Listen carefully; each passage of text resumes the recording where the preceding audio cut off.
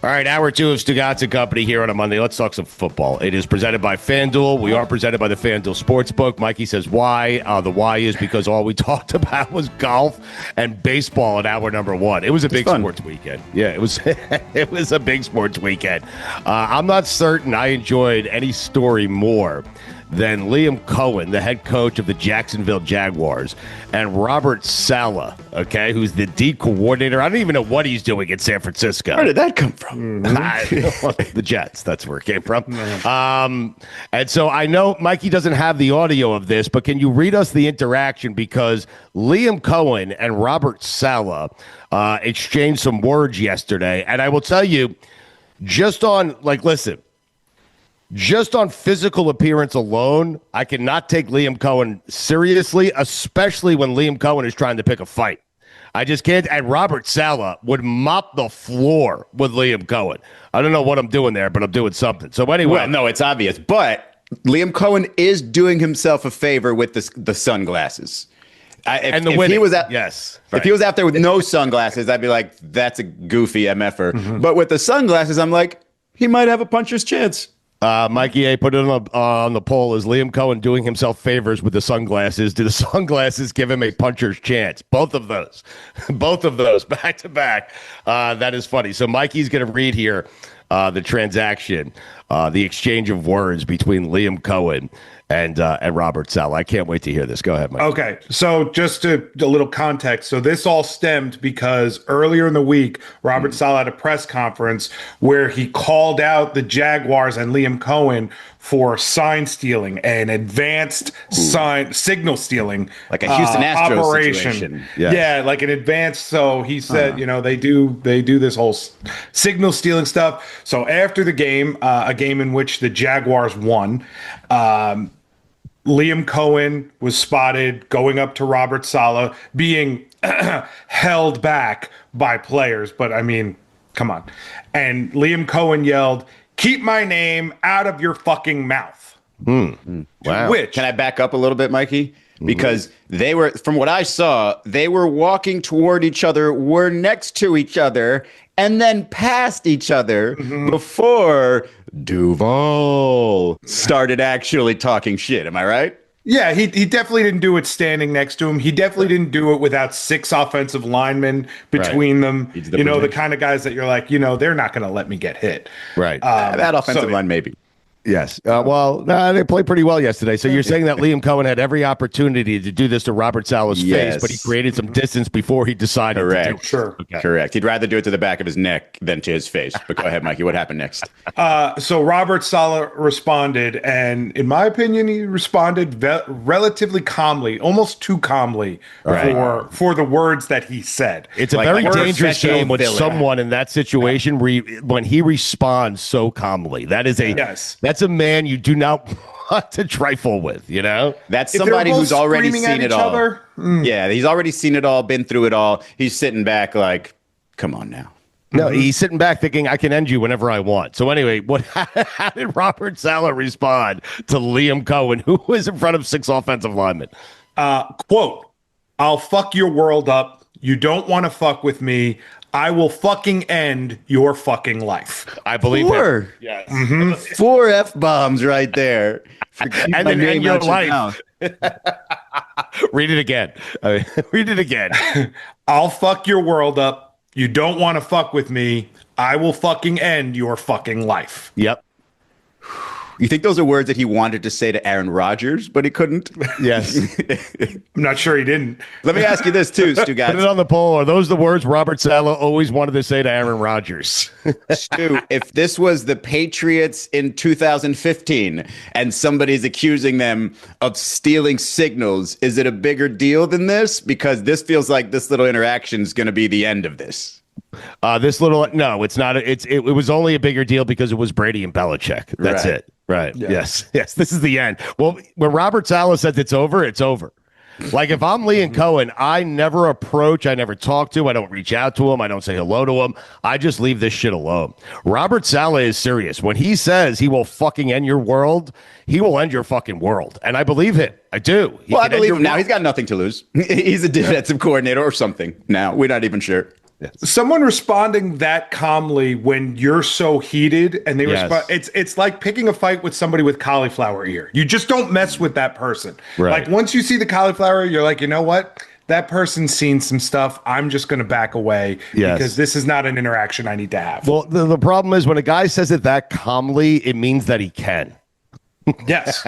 Right. Well, and when somebody responds like that, when you are already the loudmouth to start, you're like, shit. Like now I look like an idiot. And this guy's sitting here calmly threatening to end my life. And I'm like, yeah, I started it. I probably deserve that. Yes. I'm not going to mess with this guy. Allow me to continue to my locker room. Mikey, can you read the quote one more time from Saleh? Just because I want someone to try to say it in the calmest voice they can. Okay. I'll fuck your world up. Yep. You don't want to fuck with me. Yep. I will fucking end your fucking life. 2 fucks in one sentence. Jesus Christ. That's, a couple of fucks true. cutting it 2 up. fuckings. Yeah, a couple of fuckings cutting it up. Yes. There's too much in that. Like, you've got to really flatten it out. Like, you've got, give me the words again. I'll fuck your world up. Start there. Start one sentence at a time. I will pick this apart until the end of time. Go ahead. I will fuck your world up. You have to say it like that, right? I'll fuck your world up. Right. He's like you can barely hear him, but you know what he's saying. Yes, I will fuck your world up. All right. What's next? You don't want to fuck with me. Yeah. You don't want to fuck with me. You don't want to fuck with me. You got to go quick. You don't want to fuck with me. What was the first sentence again? I will fuck your world up. I will fuck your world up. You know who does this well? You have to almost do it like you're asking a question. You don't want to fuck with me. Yeah. That's good. Yeah. That's good. Who does it well? You don't want to fuck with me. Right. I will fucking end your fucking life. My God. I'm getting turned on. I have not. Baby! It's good. I also wish he was my coach. It's good that you have a murder fetish. I will fucking end your fucking life. It's like Liam Neeson type shit. I have a particular set of skills. The thing about it that was intriguing to me for Robert Saleh was he was ready. Like, yes, he didn't have to. I don't think he had to be anywhere near Liam Coen.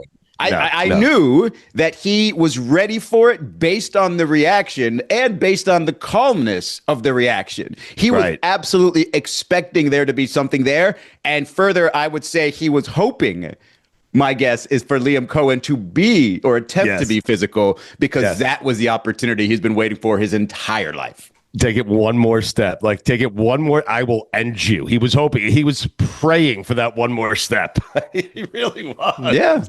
Saleh's a badass. I did not have that interaction being the highlight of Sunday. I did not have anything about that game being the highlight of Sunday, but not a terrible game. Mikey A is saying we should have Caliendo on to read that in his different personalities to read that entire exchange. You just want the Saleh part, right? Yeah, just the Saleh part. Like you want Morgan Freeman doing the Saleh part. Or Robert De Niro. I'll ask Caliendo tomorrow. Okay. I think a lot of those are good. Oh, by the way, Jacksonville won that game. I don't think Liam Coen says anything if Brock Purdy comes back and leads them to a win. No. Leads the 49ers to a win. I don't think he says a damn thing. But it was funny that the announcers, I forget who was doing that game, but they were salivating about the idea of a Brock Purdy-led touchdown. Was it game-winning? It would have been game-winning if they make it would have been game-winning drive, and then he poops the bed like immediately. Mm-hmm. Yep. Listen, Izzy, I'm not certain you're aware of this, okay? Mikey A is very aware of this. Yep. But I group the NFL games into certain categories every week, okay? Oh, that's what you do all week. Okay. Yes. Well, I listen, I love the NFL, okay? Like Billy. I mean, no one loves the NFL like me and Billy, okay? Mm-hmm. Okay? I mean, we just love it. Mm-hmm. And so I group them into categories. I'm going to give you this weekend's categories, okay? Because sometimes the categories change, but for the most part, they remain the same. I might add one or two here and there, subtract one or two here and there. This weekend, I have big wins. I have bad losses. I have good losses. I have you won, but I'm still not sure. I have ho-hums. I have good ties and bad ties. Where do you want to start? Let's start with the ties. Really? I mean, it's the least satisfying, is it not? So Yeah. we might as well Good start ties. there. Do you want the good tie we got first? both of them. I don't know. You tell me. I'll give you the good tie first. Okay. Good tie, Dallas Cowboys. Was a great Bad ties, Green Bay Packers. How about that? 40-40 last night. A barn burner. Not every tie is the same, and you're 1,000%. I mean, was it a good tie or a bad tie for the fans? Because that left. Well, the Cowboy fans enjoyed it. The Packer fans hated it. I mean, I would argue even the Cowboys fans would rather have lost because really. I Don't don't put think, it on the poll, but Cowboy fans would have rather lost that game last night. Okay, I go think ahead. they proved their point by staying close. I don't think that they're going to suddenly, without CeeDee Lamb, recover and have this miraculous season. I get scoring 40 on the Packers and that defense that's supposed to be great. It was 2 weeks ago. I get that that's like something to give you confidence. But let's be real, man. They have no shot at doing anything this season. I would rather have the good loss than the good tie in this situation. But in terms of ties, they got the good tie, bad tie for the The Packers. better tie. Right. Better If, tie. like if you're going to tie a game, you would agree for Dallas, that's better. For Green Bay, not so much, right? Mikey, how did that happen also? Because I only tuned in toward the end, and I was shocked when I saw that score. I found Green out Bay- about 5 minutes ago. Green But you still Bay did categorize everything. the games every single week, even though That's you what I just do. found Is, this. yes. All right. I look at a score, I categorize it. Go right. ahead, Mike. Green Bay did everything they can to lose that game. Oh, I mean, there's that. That's a every different single category. thing Yeah. they could to lose that game.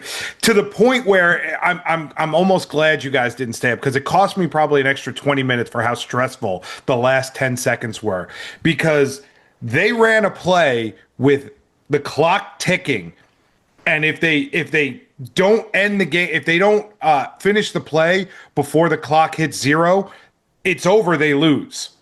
Yes. And they still ran a play, and just Jordan Love threw it out of bounds with 1 second left, and the Cowboys thought that the game was over. If it hits triple zeros, there's no chance they get the field goal to tie the game. I actually did watch the end. So I watched that portion, and it would have this is why I say Cowboys fans were on the craziest of roller coasters, and they got the worst possible ending for them because they're sitting there thinking, holy shit, he screwed this up. He's running another play. There's no chance they'll have any time left for this field goal. And then you're thinking, oh, wow, we're going to win. We have just beaten the, I don't know, maybe second best team in the NFC by a lot of people's eyes. That gives us a lot of faith. Or they could have gone in a different direction. Maybe Green Bay goes all the way and scores a touchdown there and doesn't score a field goal. And they're like, oh, okay, we lost, but damn it, we can hang in there. Instead, they get the ball hitting the ground with 1 second left. And it wasn't one of those where they had to go back and look at the clock and say, hey, put a second. It was pretty clear. That ball went bam, bam. Like it could have floated in the air for half a second and ended the game, but it hit the ground immediately and created the field goal ability. Let me be clear on what it is you're both saying. You're saying the Cowboys tied a game they should have won? The Cowboys tied a game they could have won that the Packers They should have won, gifted probably, them. right? Because it's a bad tie. Now it's a bad tie.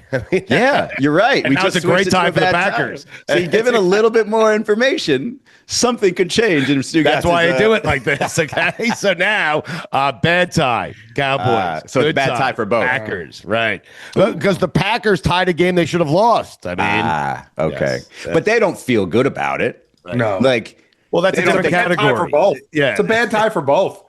tie you don't feel good about is different than good tie or bad tie. right. But thank lot you of for categories. but I appreciate the information. Perhaps I should have watched it myself, but you have completely turned my opinion on this. So good tie for the Packers. Terrible tie for the Cowboys. Can I choose the next category? Sure. Give me the good win, but I still don't know who you are. Or you won, but I still don't know who you are. It's a good category. You won, but I still don't know who you are category. The Houston Texans They won. I still have no idea if that team is any good. I have no idea if CJ Stroud is fixed based off of yesterday's outcome over, I believe it was the Tennessee Titans. Is that right? Titans, yeah. Titans put up a 0 burger, which was not ideal when you have the number 1 overall pick at quarterback and you can't. Or in Adnan Verk's friends classification, they were a bag of ass. As their own quarterback said they were ass. Yes. And so 26-0 Texans, they win the game. Defense plays good enough to shut out a rookie quarterback who I still have no idea if he's any good. But that's a win. It's a win they needed, but it's a win, and I still don't know who that team is. Fair? Yeah. I would lean toward we kind of do know who they are. They just happen to be the least of the bad teams between them and the Titans. But given our expectations, I'll go ahead and give that one to you. Okay. Who's a better team, the Cardinals or the Texans? Because you just said something, and we discussed it the other day. The Cardinals are the best worst team, and I think the Texans are the worst best team. Ooh, I think the worst best team might be Baltimore, right? Wow. Yeah, it's a good worst best team. Yeah. I mean, it is, right? It might be. Although I have no idea if the Chiefs are any good. But okay, where did that game fall? The Chiefs. That game fell with you won, but I still don't know who you are. Also, really? Yeah. Wow. Because I don't know if the Ravens are any good. I mean, let's be real. This is why it belongs in that category, is because the Kansas City Chiefs just put up 37 points, and it's like, that's not the Chiefs team I've been watching. Granted, they got Xavier Worthy back, and it feels like Patrick Mahomes was so happy to have a fast toy. He was like, pew, pew, pew, giving it to him as much as possible. And hey, look, it's working out. So maybe, wow, what a great category. Because neither of these teams, we really know who they are. Like, I think we know the Ravens have kind of a bad defense. Yes. But they should be better than this. So I don't know who you are. And then Patrick Mahomes, like, oh, you've got some weapons again? Oh, shit. Maybe you will be good because that defense was pretty damn good. Yeah, but we're not sure. Right, exactly. But yes, it's exactly why it's a great category for it. More disappointing season right now, the Ravens or Clemson? Ooh, Clemson. I mean, because the Ravens can still salvage their season. Clemson's season feels done. Like, just it is. I mean, right. Well, the Ravens season's not over. Right. Yeah. Yes. Can we flip those coaches? Just flip flop them. Harbaugh goes back to the Ravens and Dabo John Harbaugh. Just to see what that looks like. Mikey A and I were wondering if we should play a game of who fires their coach today. If John Harbaugh becomes available. If John Harbaugh becomes available, who fires their coach today? Yes. Interesting. Because the Giants would. So, like, a team like the Jets is interesting. Like, of course you would say, yes, we'll fire Aaron Glenn to get John Harbaugh, but they just hired Aaron Glenn. And so you get rid of him after 3 or 4 games. Like, if John Harbaugh got fired today, which he's not, but if he did, and he called the Jets and Woody Johnson and said, hey, I want to coach your team.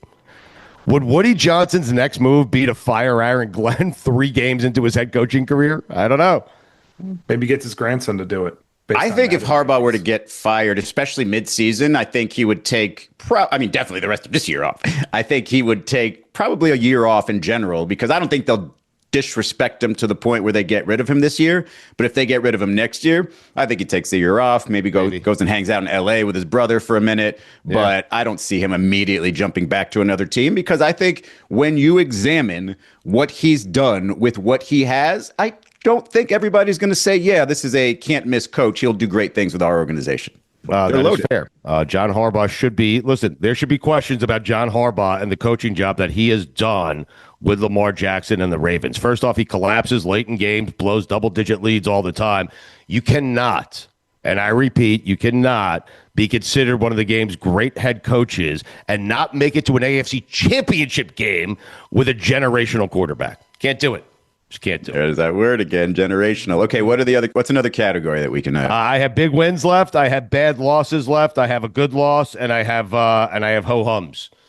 Let's power through the ho-hums. Yeah, let's get the ho-hums out of the way. The Bills, Saints, ho-hum. That's just the Bills had to go out there. They had to play football. They had to win the football game. They did it, ho-hum. There's no more ho-hum than James Cook anytime touchdown in a game that you know the Bills are going to be a blowout winner. Absolutely. And coin flip for Dalton Kincaid. He loves getting that dude some touchdowns. He really I think does. he only got like 2 targets, but one of them was a touchdown. Kincaid's his best friend. There's no question about it. Feels like it, yes. Put it on the poll. It's Kincaid, Josh Allen's best friend. I have one more ho-hum. Lions-Browns. Lions. Really? Ho-hum. Yeah, at home, you have to win the game. You're coming off the big Baltimore win. The Browns, tricky defense. The game was close early. They win 34-10. Ho-hum. They move on to next week. This is why I disagree. What was that line? I think it was 8.5, the FanDuel line before that game. I think it was 9, maybe 8.5 or 9, something like that on FanDuel. That's against that defense. When you easily cover that spread, I don't think that's ho-hum. I think that's a pretty big win. Not a big win. Maybe a good win. At one point, it was 20-10. One point, it was 20. Like at one point, it was closer. I was watching it when it was 20-10. It did not feel like. But that's what a ho-hum is all about. You can kind of carry them through the, to the fourth quarter, and then you just blow them out and you move on to the next week. Same thing happened in Buffalo, New Orleans. It was a close game, and then at the end, you're like, "Oh, that's right. We're just that much better." Yeah, okay. But I checked in on both of those games for a good amount of time, and I was like, "This does not feel like a close game." Well, I mean, if they don't try and run some tricky play, the Saints, and throw a stupid interception, they're going for the go-ahead score late third, early fourth quarter. They did run the ball a lot. Yes. I'll give you a ho-hum on that one. Ho-hum. It's a ho-hum. It's all right. The Lions. That's what the score was supposed to be, and it was.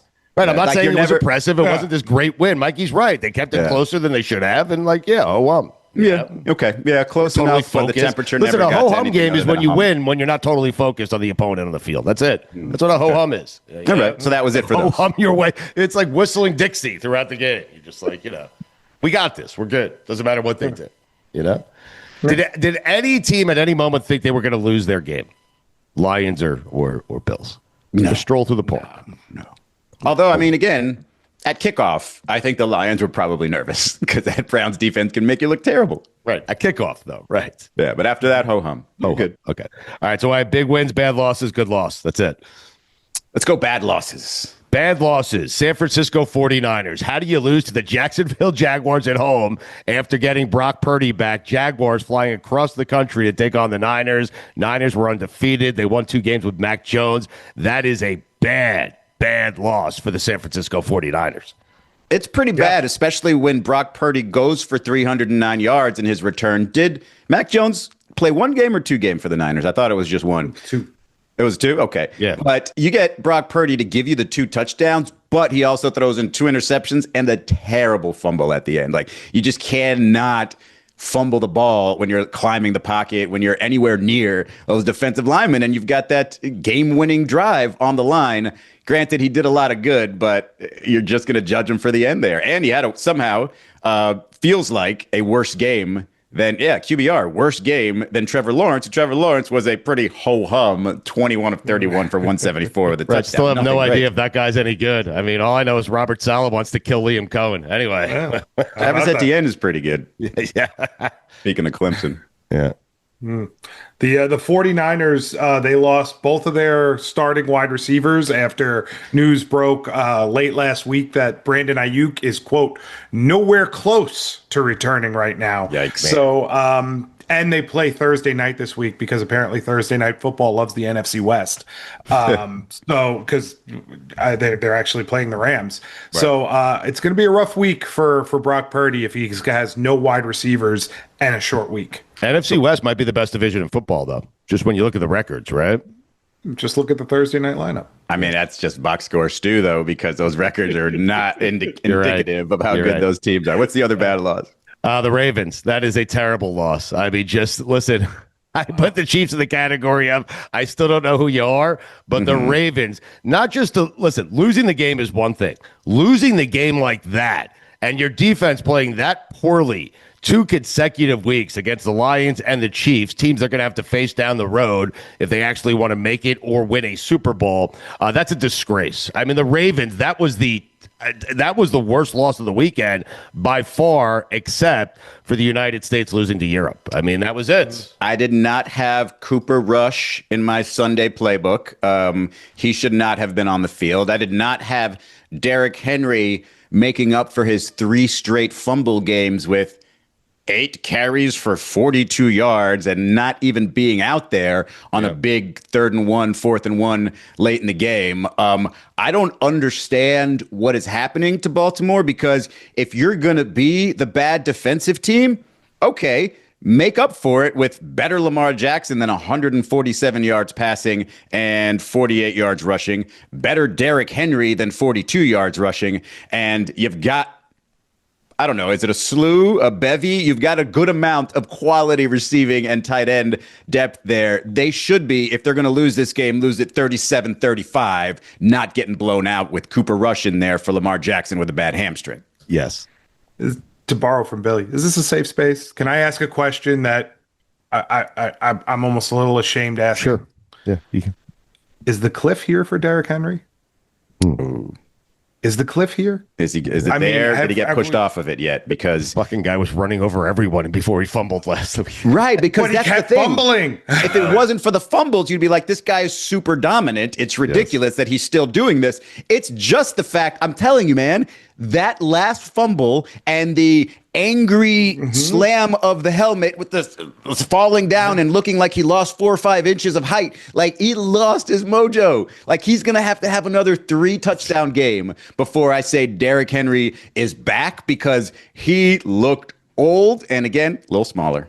I think he's going to need more than a 3 touchdown game. I think he's going to have one of those stiff arms.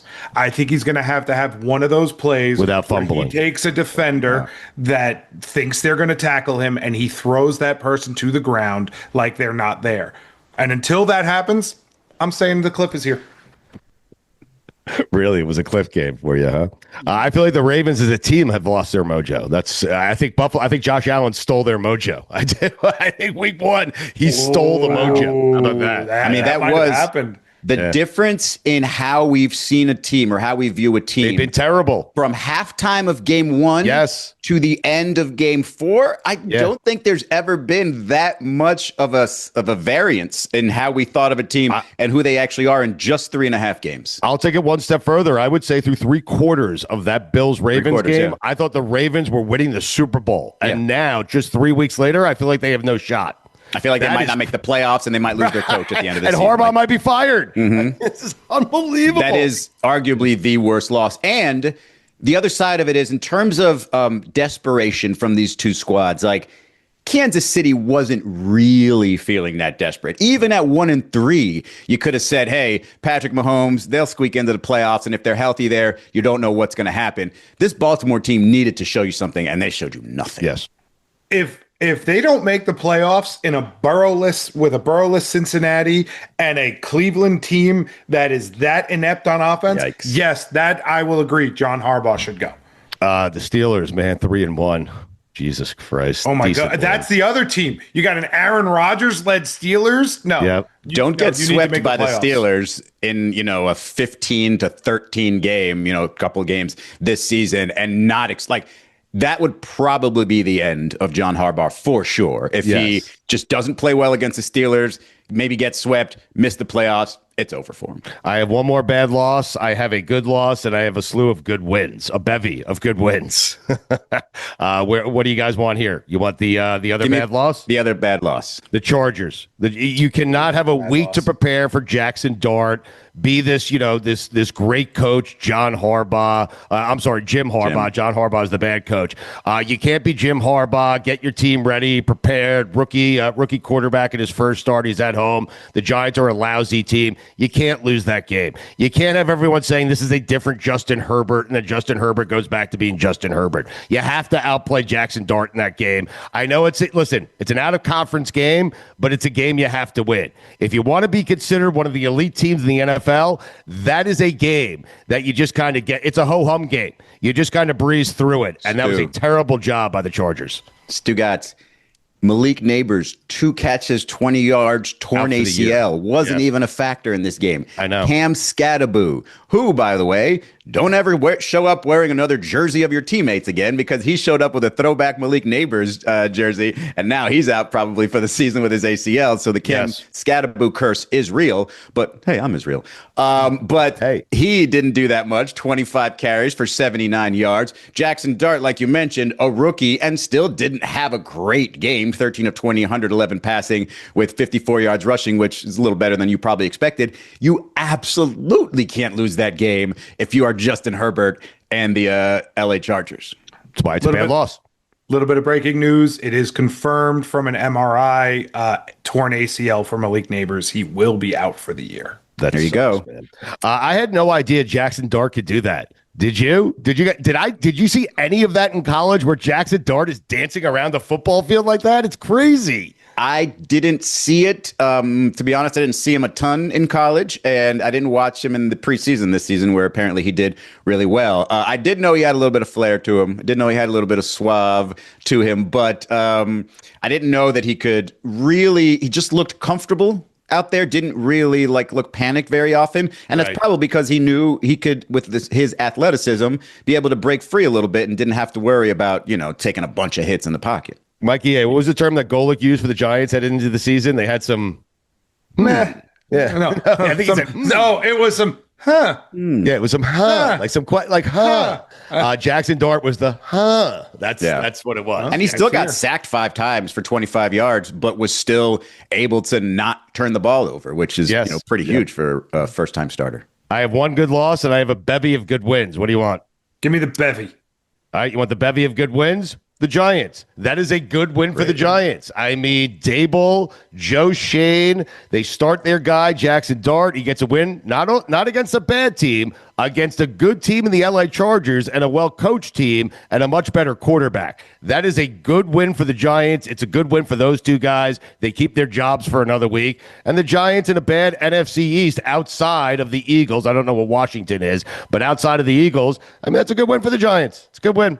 It's good. It puts a little bit of a question mark, a little bit of a different sound. It's more like, when it comes to Justin Herbert, because why is he throwing 2 interceptions in this game? I mean, he's got Omarion Hampton running for 128 yards and a touchdown. Like, they should be in control of this game, but one other little note. Throwing 2 picks there?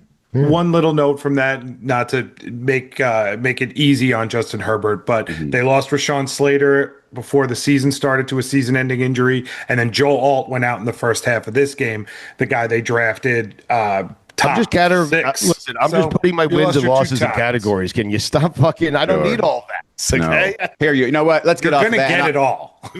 Did you guys I don't need nuance. I mean, I don't need facts. I don't need anything. Okay? Here's a fact. Did you I don't guys give a shit who fucking started yesterday. I mean, see Rondé Gadsden? What happened to him? Junior? Not what happened to him. His kid. He's playing for the Chargers. Yeah. Is he playing pretty well. He was good at Syracuse. They weren't really supposed to rely on him much this season, but he's been really good. And so every time I see him, I think of Mark Hochman, of course. Okay. Of course. Big win number 2, the Atlanta Falcons. Listen, first off, here's the deal with Penix. When you have Michael Penix as your quarterback, you should only run deep routes. That is it. Okay. There is no need for a 5-yard out. Put it on the poll, Mikey. If Penix is your quarterback, should you only run go routes? That's a good win. They're playing Washington.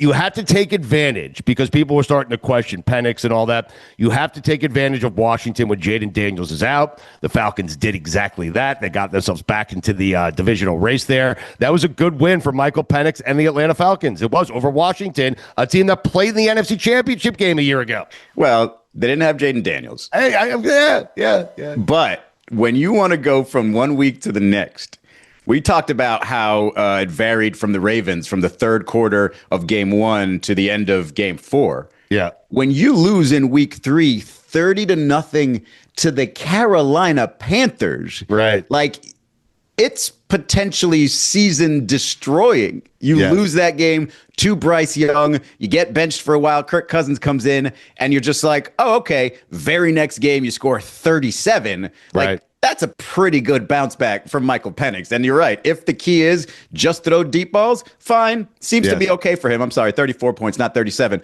But yeah, that was a heck of a bounce back game for Atlanta. I don't know if it was a good win. Yes. I guess they're not really in it for drafting the quarterback. So yeah, I guess it was a good win for them. I think it was a good win. Mikey, not a good win for them? No, that's a great win. Is it? I like great win. That's a different category. I mean, there's no expectations there. It's a nice good win. I was just trying to one up you. nothing. Listen, you do have a division that has Carolina and the Saints in it, so that's a good win to get to 2-2. It is. I don't think beating Marcus Mariota at any point in his career is a great win. Even in college? Nope. No point in his career. If you beat Marcus Mariota, was it a good win? Put that on the poll. It can be good. Yes. Can't be great. All right, big wins. I'll just kind of rattle through these. Philadelphia Eagles, it goes without saying. That was a big, big win. They're now 4-0. They are undefeated. They have a big win. Push. It's unbelievable. Like, listen, we are going to sit here and say Jalen Hurts isn't very good until Jalen Hurts is holding more Lombardis than Tom Brady. It's unbelievable. That's not going to happen. Let's not go crazy. I got carried away there. I did. Great win. Back in with another great, great win. Here's another great win. The Chicago Bears. They eked one out, which is a whole separate category. They did it in Las Vegas. Our boy Mostert had a decent game. He's back. I guess Pete Carroll heard our conversation with him last week. He'll join us tomorrow on the program. But the Bears coming off Caleb Williams' best game. The Bears follow it up with another victory. They get themselves to 2-2. Caleb did enough for them to win. I'm not saying it's a great win. I'm just saying it's a good win. Not going to lie, if it wasn't for Mikey's update, which included big run for Raheem Mostert, I had no idea this game was happening. It just happened to be somewhere when I was checking scores, because I don't think it ever showed up on the red zone. But when I was checking scores, it just so happened to be under an ad, so I never saw it and didn't scroll down far enough. And then I was like, wow, look at Ashton Genty. He did the Friday the 13th stance over there and went for a big run. That was great. Oh, that was a Bears-Raiders game. Had no idea it was happening. But there were some good highlights to it, and Caleb Williams, he's doing it. I mean, he's doing the turnaround that he's getting better. Expecting. He's improving. Yeah, he's getting there. So I think people ruling him out after week one was kind of ridiculous. I think Sims kind of told us all that how ridiculous that was, but he's kind of doing the thing, and I respect him. Yep. Two more big wins here quickly. The Jacksonville Jaguars. That's a big win. Listen, we could sit here all day and make fun of Trevor Lawrence. I still have no idea if he's any good after that game. I'll be asking that question for the remainder of time. Liam Coen looks like a ridiculous idiot when he's sitting there picking a fight with Robert Saleh, who can end him in 5 seconds. But less ridiculous with glasses on. Jacksonville. What's that? Less ridiculous with glasses on. No question about it. But that's a good win for Jacksonville. Like, you got to give Liam Coen some credit there, right? Well, not only is it a good win for him, but he gets to talk his shit afterward. As I said earlier, there's no chance in hell he says that in a loss. Imagine him coming off the field in a loss. They keep my name out of your mouth. It would have looked ridiculous. So you get the big game from Etienne. You get Trevor Lawrence doing just enough. He was inaccurate with a pass late that could have broken for a touchdown. Yes. Instead, it ended up being short of the first down marker. And I think they ended up kicking a field goal, maybe even punting there. But that's where they punted, and they didn't get the first down and had to hold off Brock Purdy. Fortunately, he fumbled. But if they would have lost that game on a Brock Purdy drive, there would have been enough reasons to look at Trevor Lawrence and say, yeah, you kind of lost us that game. Right. So for that reason, huge win for the Jaguars, because that quarterback can take a week off of criticism.